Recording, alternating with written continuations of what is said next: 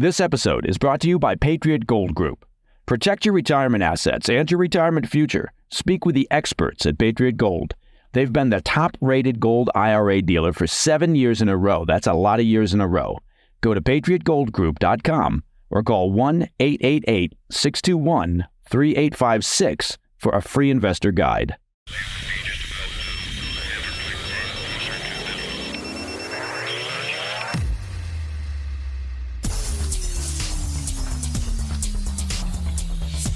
It's Friday, 7 June. Welcome to the PDB Afternoon Bulletin. I'm Mike Baker, your eyes and ears on the world stage. Let's get briefed. First, the Iranian-backed Houthis of Yemen, well, they're at it again, rapidly escalating their activity in the Middle East, unveiling a new Iranian missile that's believed to have hypersonic capabilities, while vowing to intensify attacks against Israel in partnership with other Iranian proxies based in Iraq. Also, President Biden is offering his apologies to Ukraine, telling Ukrainian President Zelensky he regrets the delay in U.S. weapons shipments, which he blamed squarely on conservative members of Congress. But first, our afternoon spotlight. We begin with the Iranian-backed Houthi militants of Yemen, who have vowed to step up direct attacks on Israel in coordination with the Islamic resistance in Iraq.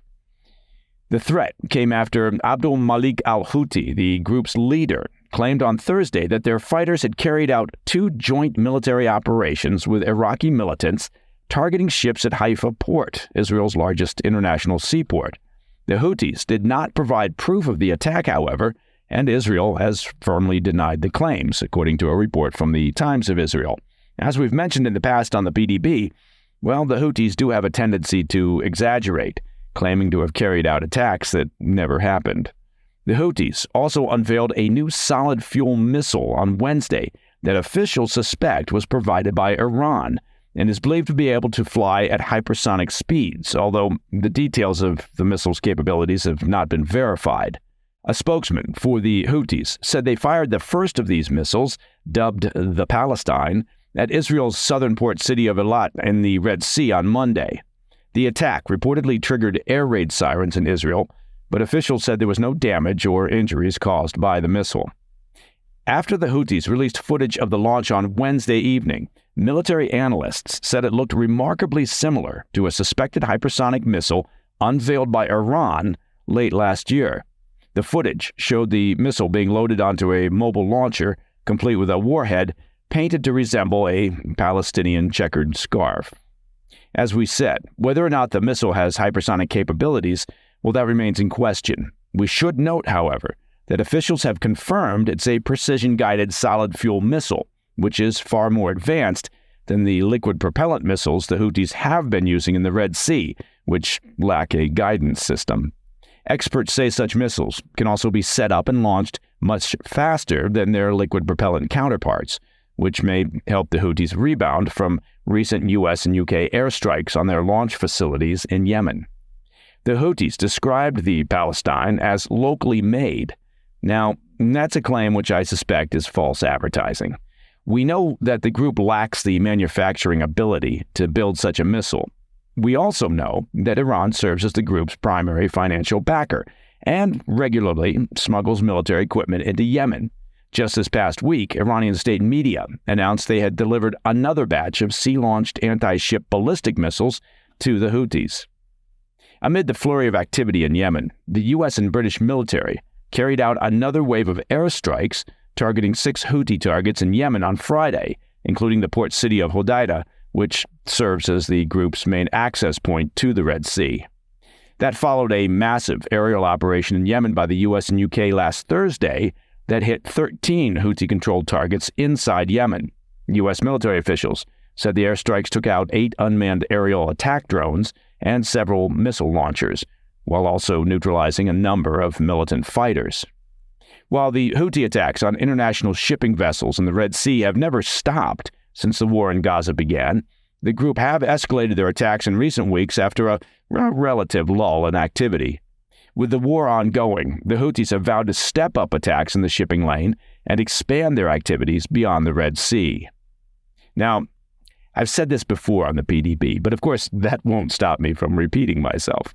The majority of chaos that we're currently witnessing in the Middle East can be attributed to the Iranian regime and the IRGC. Look, diplomats and presidents can talk about a ceasefire or an end to the conflict in Gaza. Allied forces can target the Houthis. Israel can try to avoid an escalating conflict on their northern border with Hezbollah.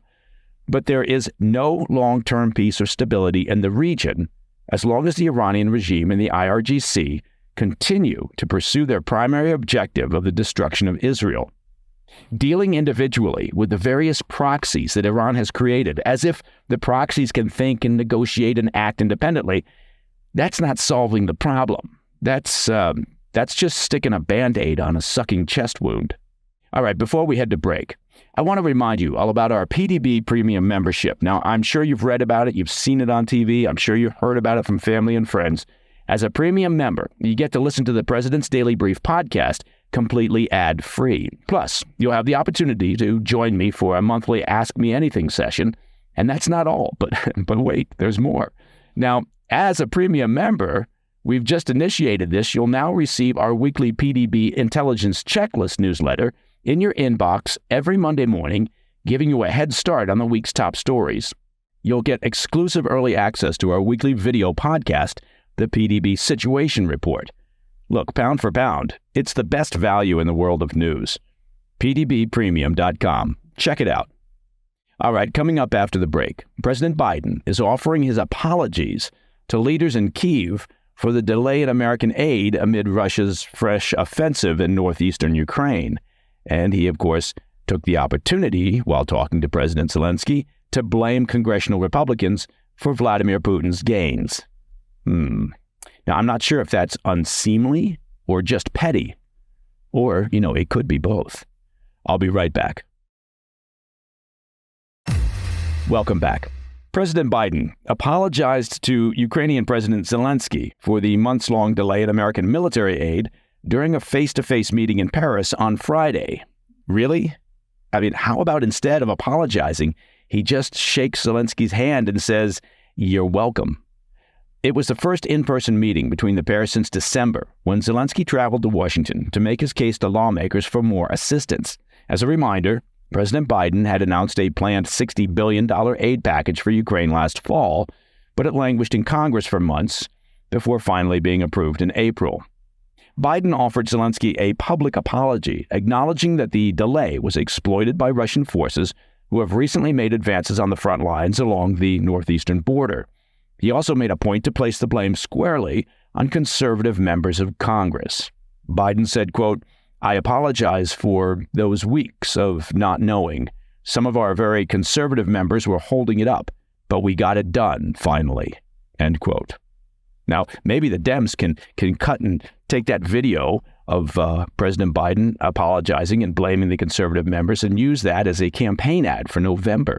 Biden also used the meeting to announce an additional $225 million package, which includes weapons and air defense interceptors, and will also go towards helping Ukraine rebuild their devastated energy grid, which has been relentlessly targeted by Russian missile strikes.